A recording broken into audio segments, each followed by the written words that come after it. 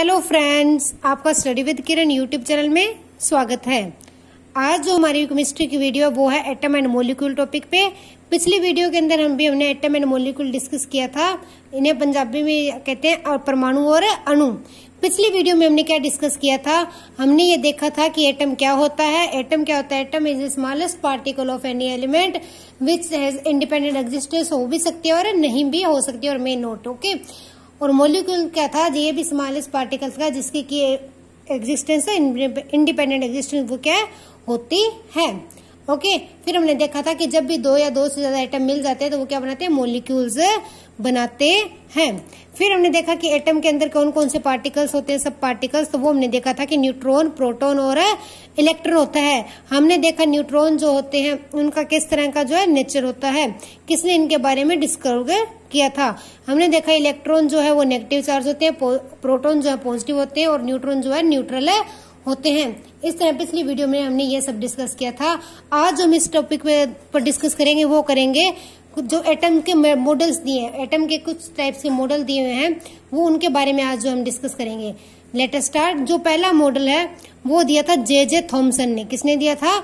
J Thomson ने। इसे बोलते हैं J Thomson model of atom.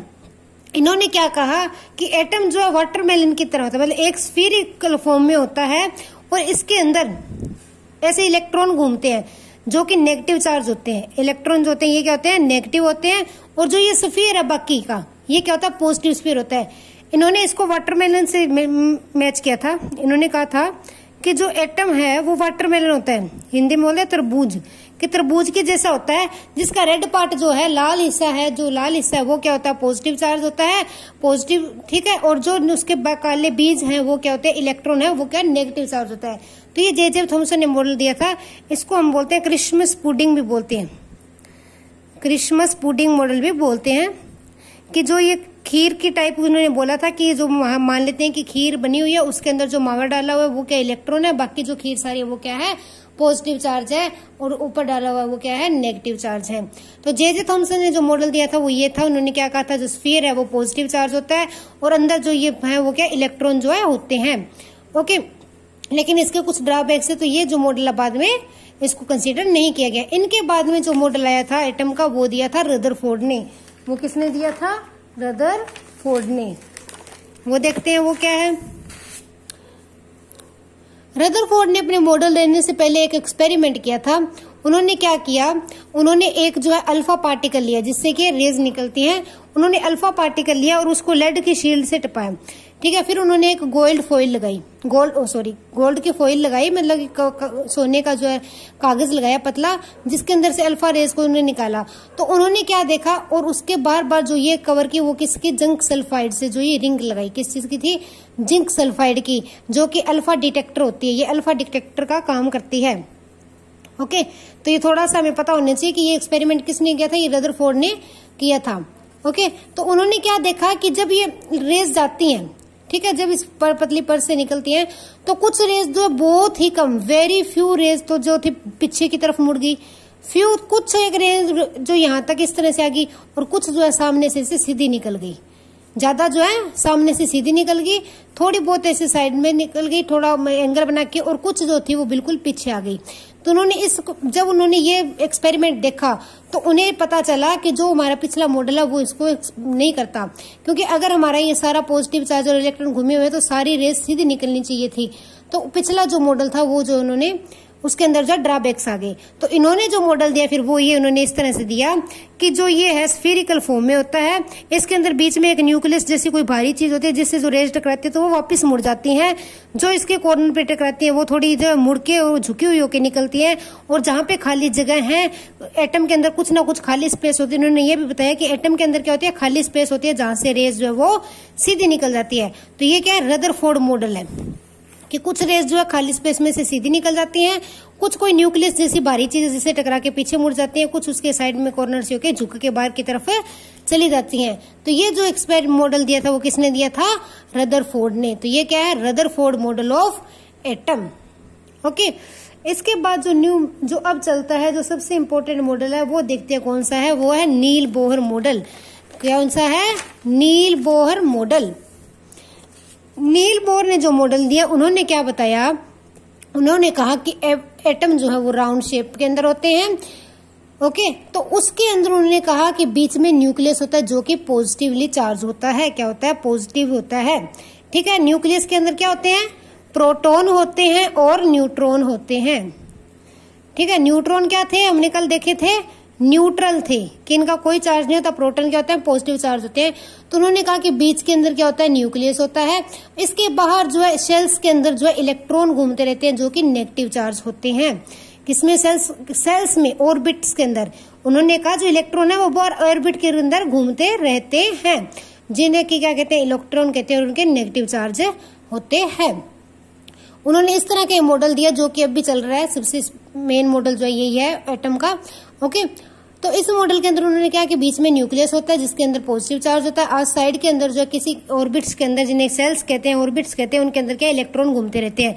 उन्होंने जो इन सेल्स को जो है उनकी नेमिंग भी की थी। इनको उन्होंने KLMN नेम दिया था। क्या दिया था? KLMN। इस तरह से उन्होंने इन सेल्स की जो है नेमिंग की थी। ओके, जो फर्स्ट सेल है उसको K, सेकंड को L, थर्ड को MN।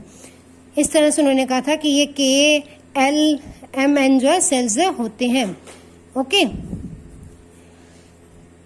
ये उन्होंने बताया था। इस तरह से नील बोहर ने जो अपना एटॉमिक मॉडल की बात है की थी। फर्स्ट सेल को जो है N=1 होता है K के लिए, 2 सेकेंड ऑर्बिटल को L, थर्ड को M, फोर्थ को N, इस तरह से कहते हैं। ओके, तो उन्होंने ये इस तरह से इन सेल्स को नाम दिया जिनके अंदर इलेक्ट्रॉन घूमते हैं। ठीक है, ये ऑर्बिट है, first orbit K orbit, second L, third M, fourth है N ऑर्बिट। इनसे जो है वैलेंसी का कंसेप्ट जो निकल के आता है वो हम जो हमारी नेक्स्ट वीडियो के अंदर डीपली पढ़ेंगे। अभी हम थोड़ा सा डिस्कस कर लेते हैं कि एक ऑर्बिट के अंदर, कोई भी ऑर्बिट के अंदर इलेक्ट्रॉन्स की कितनी मात्रा होती है, नंबर ऑफ इलेक्ट्रॉन कितने होते हैं। नंबर ऑफ इलेक्ट्रॉन जो एक सेल के अंदर होते हैं वो होते हैं 2n²। n क्या होता है? नंबर ऑफ ऑर्बिट, कि कौन सा ऑर्बिट है। हमें अगर ये पता करना हो कि इस ऑर्बिट में कितने सेल्स आ सकते हैं, कितने इलेक्ट्रॉन है वो ज्यादा से ज्यादा आ सकते हैं, तो वो होते हैं 2n²। एक ऑर्बिट में कितने रहते हैं? 2n²। n क्या होता है? Number of orbit. For example first orbit में कितने आएंगे? फिर 2 × 1², 2 ही डालेंगे इलेक्ट्रॉन। सेकंड में 2 × 2², 8 आएंगे। ठीक है, थर्ड में 2 × 3², तो 18 आएंगे। इस तरह से अप टू सोनिए चलता रहता है। तो उन्होंने बताया कि जो हर ऑर्बिट के अंदर नंबर ऑफ इलेक्ट्रॉन किसके इक्वल होते हैं? 2n²। ये फॉर्मूला आप याद कर लेना, डायरेक्टली एग्जाम में पूछा जा सकता है। ओके, तो आज हमने क्या डिस्कस किया? हमने 3 मॉडल देखे जो एटम के दिए हुए थे। फर्स्ट मॉडल था जो जे थॉमसन ने दिया था। उन्होंने क्या कहा था कि एटम जो होते हैं वो जो वाटरमेलन जैसे स्फीयरिकल फॉर्म में होते हैं। जैसे वाटरमेलन से उन्होंने इनको कंपेयर किया था कि जैसे वाटरमेलन का रेड पार्ट है वो पॉजिटिव चार्ज है और जो ब्लैक उसके सीड्स हैं वो क्या होते हैं? नेगेटिव इलेक्ट्रॉन होते हैं। उसको उन्होंने क्रिसमस पुडिंग के साथ भी कंपेयर किया था। उसके बाद जो हमारे पास सेकेंड मॉडल दिया था वो हमें दिया था रदरफोर्ड ने। किसने दिया था? रदरफोर्ड ने। उन्होंने हमें क्या बताया कि ये जो है एटम जो है वो राउंड शेप के अंदर होता है, स्फीयरिकल शेप में होता है। इसके अंदर जो है बीच के अंदर कुछ भारी चीज न्यूक्लियस होती है जिससे जो रेज टकराती है तो वापस मुड़ जाती हैं, कॉर्नर से निकलते हैं तो कुछ झुक जाती हैं, और बाकी एटम के अंदर जो इलेक्ट्रॉन के बीच में कुछ खाली जगह होती है जहां से लाइन जो है सीधी निकल जाती है। तो ये रदरफोर्ड का मॉडल था। लास्ट के अंदर जो हमें नील बोहर ने मॉडल दिया, उन्होंने जो उनका एटम का मॉडल है सबसे अच्छा माना जाता है। उन्होंने कहा बताया कि बीच के अंदर जो है न्यूक्लियस होता है जिसके अंदर पॉजिटिव चार्ज होते हैं और बाहर जो है सेल ऑर्बिट्स के रूप के अंदर इलेक्ट्रॉन जो है वो घूमते रहते हैं। इलेक्ट्रॉन किसमें घूमते हैं? ऑर्बिट्स के अंदर। और हर एक ऑर्बिट के अंदर एक इलेक्ट्रॉन की नंबर ऑफ इलेक्ट्रॉन कैसे पता कर सकते हैं? 2n²। n क्या है? Number of orbit. फर्स्ट के अंदर 2 × 1², 2, सेकंड के अंदर 2 × 2², 8 हो गए, और थर्ड के अंदर 2 × 3², 18 जो है इलेक्ट्रॉन होंगे। ओके, तो ये जो हमने आज डिस्कस किए 3 मॉडल थे जो कि एटम्स के ऊपर दिए गए थे। इसके बाद एक छोटा सा टॉपिक और देख लेते हैं, इसके रिलेटेड कई बार एग्जाम में क्वेश्चन आ जाता है। वो है cathode and anode rays. Cathode rays क्या होती हैं? ये कैथोड रोड से निकलती हैं। कहां से निकलती है?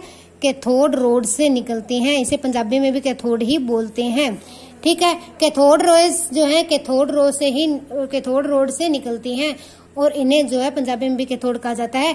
ये जो कैथोड रोड होती है वो नेगेटिव चार्ज होती है। क्या होती है? नेगेटिव चार्ज देती है। ये बात ध्यान रखने वाली थी कि ये कैथोड क्या देती है? नेगेटिव देती है। एनोड रेज जो है वो एनोड रोड से निकलती हैं। ठीक है। और ये जो है पॉजिटिवली चार्ज देती हैं। क्या देती हैं? पॉजिटिव चार्ज देती हैं। इनकी कैरेक्टरिस्टिक्स जो मैं एक दो बता देती हूँ, वो क्या है कि कैथोड रे कैथोड से निकलती है, इनका इलेक्ट्रिक इफेक्ट होता है, मैग्नेटिक इफेक्ट भी होता है, ओके, हीटिंग इफेक्ट भी होता है। इसी तरह इनका भी मैग्नेटिक इलेक्ट्रिक इफेक्ट होते हैं। तो इनके बारे में इतना ही मेन था कि कैथोड क्या होती है, नेगेटिव होती है, एनोड क्या होती है, पॉजिटिव होती है, ओके। ये बात एग्जाम में पूछी जा सकती है कि कैथोड और एनोड के अंदर कौन सा पॉजिटिव चार्ज होता है, कौन सा जो है नेगेटिव चार्ज होता है। इसके बाद एक बात और करते थे, रेडियो एक्टिविटी। रेडियो एक्टिविटी के बारे में जो बात की थी तो वो की थी ब्यूक्यूरेल ने। किसने की थी? ब्यूक्यूरेल ने, ओके। उन्होंने ये जो इसके बारे में 1896 के अंदर बताया था, ये ईयर भी याद रख लेना। ब्यूक्यूरेल ने 1896 के अंदर हमें रेडियो एक्टिविटी के बारे में बताया। किसके बारे में बताया था? Radio activity.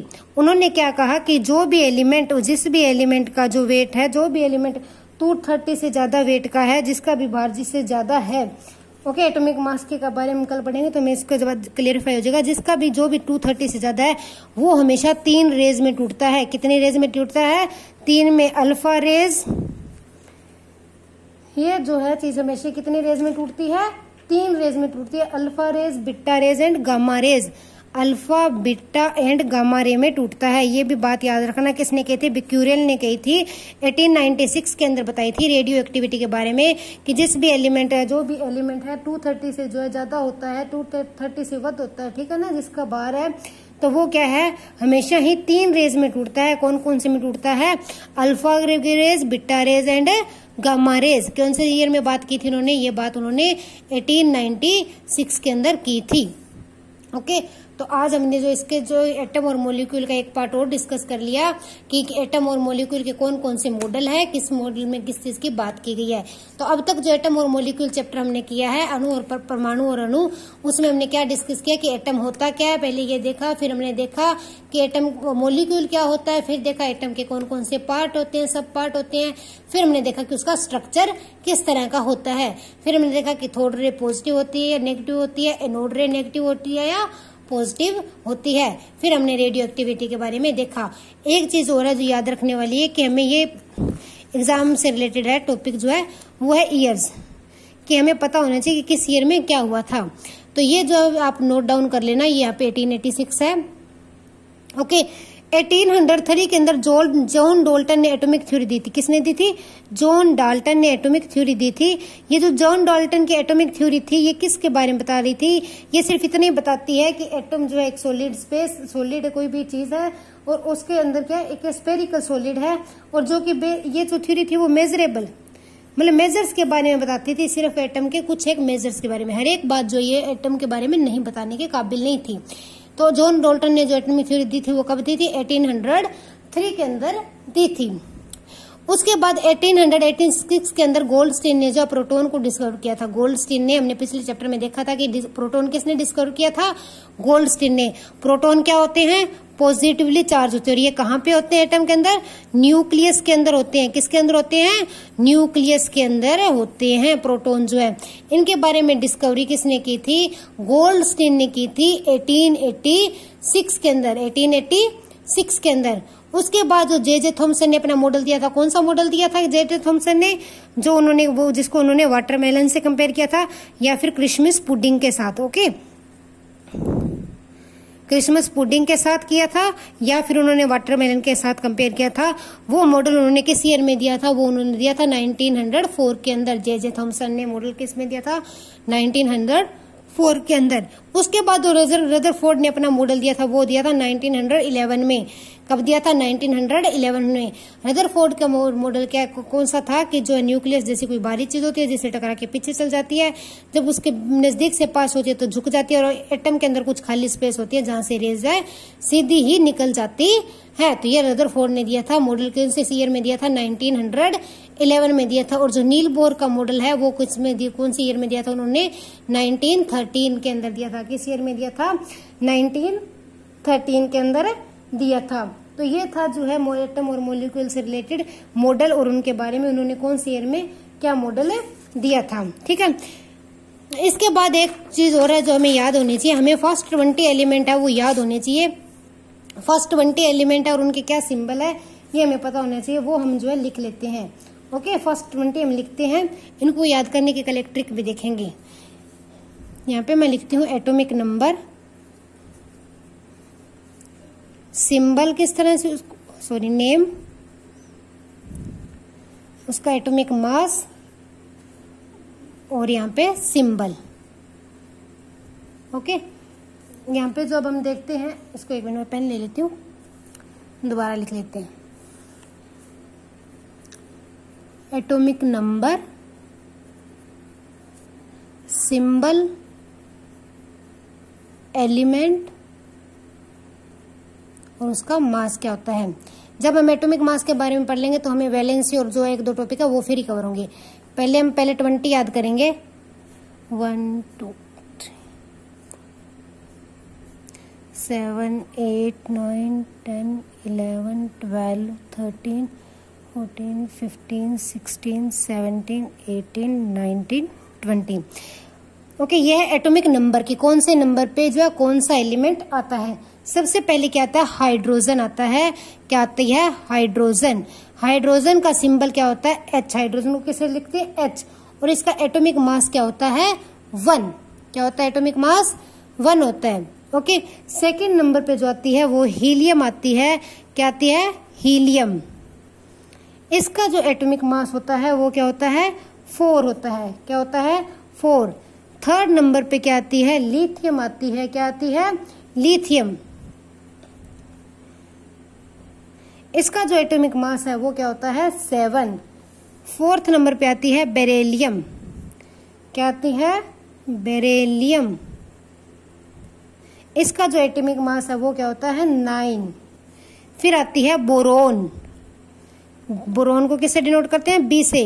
ओके, ये जो इनके सिंबल है साथ में, ओके, ये भी ध्यान रखना। बोरोन, बोरोन का जो एटॉमिक मास है वो क्या होता है, 10।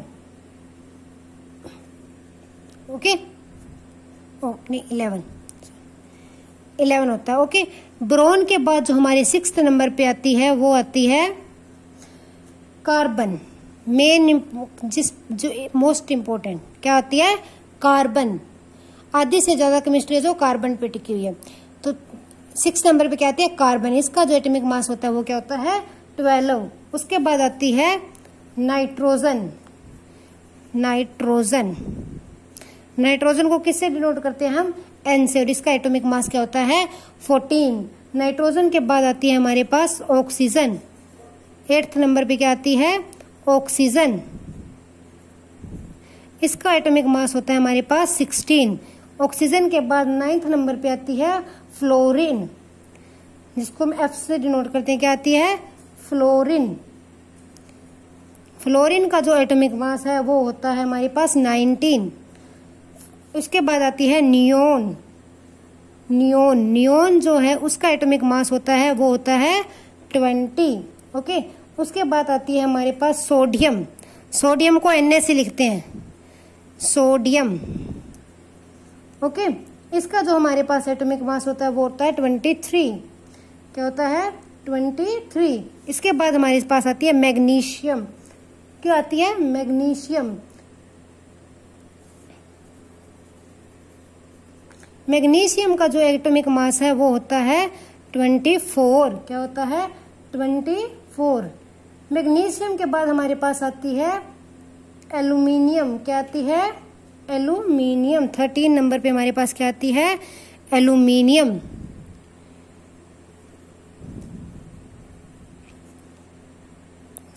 एल्यूमिनियम। एल्यूमिनियम का जो हमारे पास एटॉमिक मास है वो होता है 27। इसके बाद आती है हमारे पास सिलिकॉन। सिलिकॉन, सिलिकॉन का एटॉमिक मास होता है 28। कितना होता है, 22। उसके बाद आती है हमारे पास फॉस्फोरस। क्या आती है, फॉस्फोरस। ओके, फॉस्फोरस का जो हमारे पास एटॉमिक मास होता है वो होता है 31। कितना होता है, 31। फॉस्फोरस के बाद हमारे पास आती है सल्फर। क्या आती है, सल्फर। सल्फर का जो हमारे पास एटॉमिक मास होता है वो है 32। क्या होता है, 32।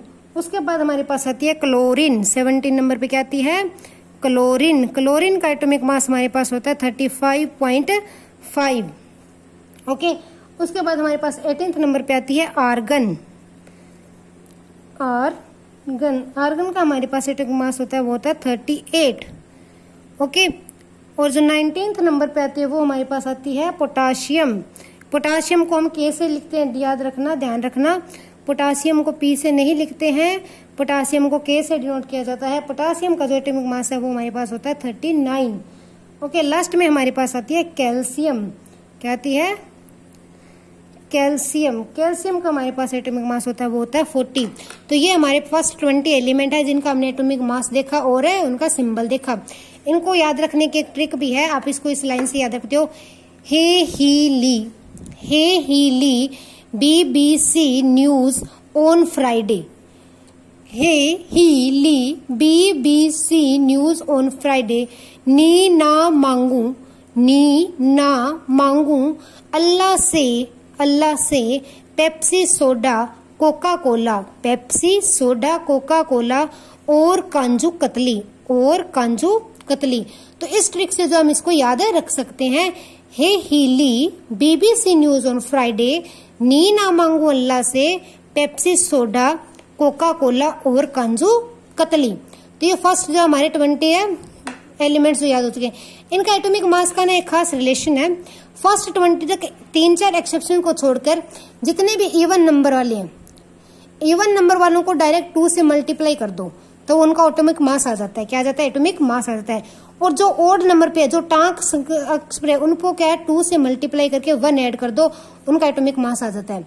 ये भी एक ट्रिक है इसको याद रखने की, मास को याद रखने की। अगर आपको नंबर याद है, मास नहीं याद है, तो अगर हमारा नंबर इवन नंबर पे है, वो इवन नंबर पे है तो मल्टीप्लाई बाय 2, मतलब कि जिस संख्या पे है, जैसे 2 नंबर पे है, 4 पे है, 6 पे, 8 पे है, तो मल्टीप्लाई बाय 2। अगर ओड पे है, मतलब कि टांक स्थानों पे है 3, 5, 7, 9, तो क्या करना है? Multiply by 2 + 1। ये देखो इसमें कुछ एक्सेप्शन है, एक तो हाइड्रोजन है उसका तो 1 होता है। ये देखो हीलियम 2 पे है, 2 का 4। ओके, 4 एक ये एक्सेप्शन है बेरिलियम। जो एक्सेप्शन है उनको मैं स्क्वायर के अंदर डाल देती हूँ।